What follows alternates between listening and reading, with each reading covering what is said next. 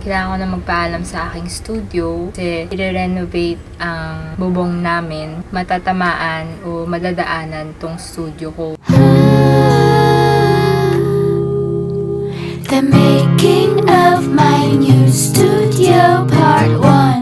May space pa naman ako sa bubong para mag-set up ulit ng bagong studio. Pero gusto ko lang i-document itong paglipat ng studio ko. Siyempre, sa susunod na space, mas malaki siya ng konti. Pero okay na rin.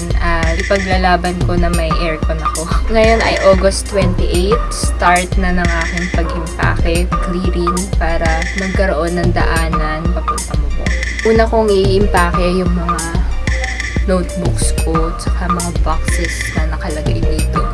Lahat dyan.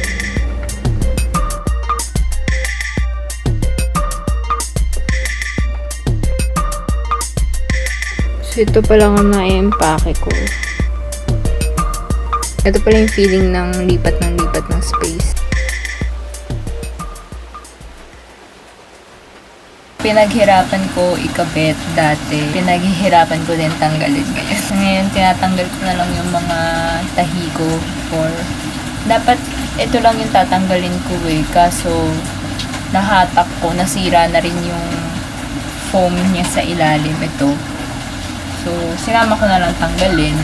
Baka lagyan din ng cabinet. Tingnan Meron pa nga naiwan dyan sa bubongan. Kukunin ko mamaya. Ayan naman ni rugby ko. So, hindi ko alam kung maayos ba yung pagkakatanggal ko dyan mamaya.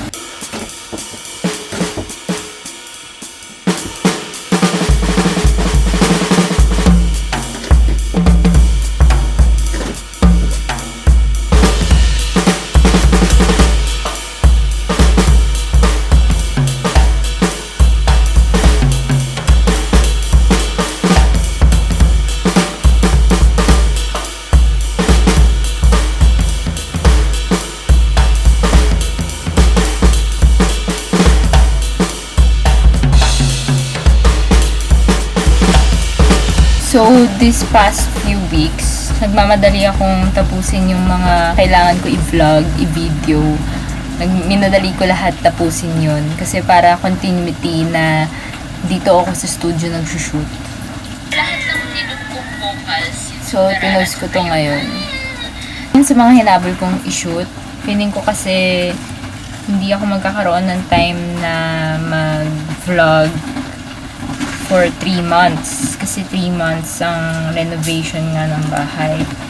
So, hindi ko alam kung makakapag-vlog ako nun. So, tinapos ko na yung 3 vlogs ko din para meron na akong pang post for 3 months. Hindi ko rin siya nagawa. Ang hirap maging productive during buong process na yon. So, sinubukan ko din naman magsulat ng kanta, mag-songwrite. Kaso, di pa rin ako komportable dun sa temporary setup ko, which is papakita ko sa inyo after ito. Yung pinakamahirap ilipat yung computer ko, lalo na yung mga monitors kasi naka 3 monitors ako. May switcher pa. So, medyo inawasan ko na lang ng isang monitor. Tapos, madugo lang yung pag-connect ng mga wires ulit. So, mamaya papakita ko sa inyo yung itsura ng setup ko temporarily sa baba muna habang nagre-renovate yung taas. May harang siya kasi dahil dito sa batang gamay. Jupiter! Cookie! Cookie! Cookie!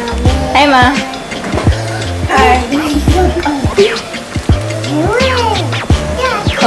Cookie! Cookie! Another cookie! Thank you!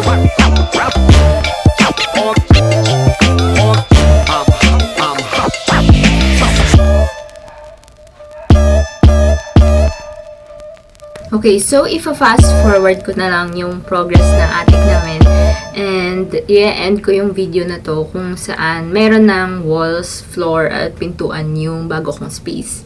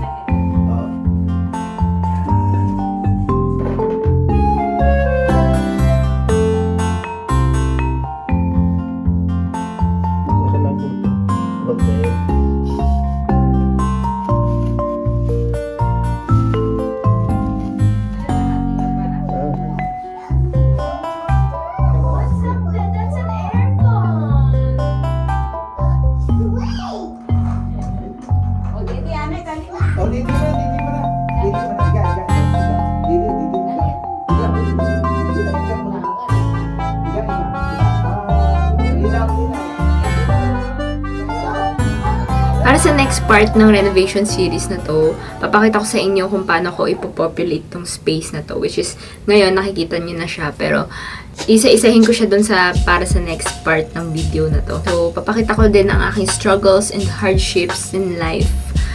Joke lang, pero walang ganun. Yun, see you in next video para dito sa aking new space!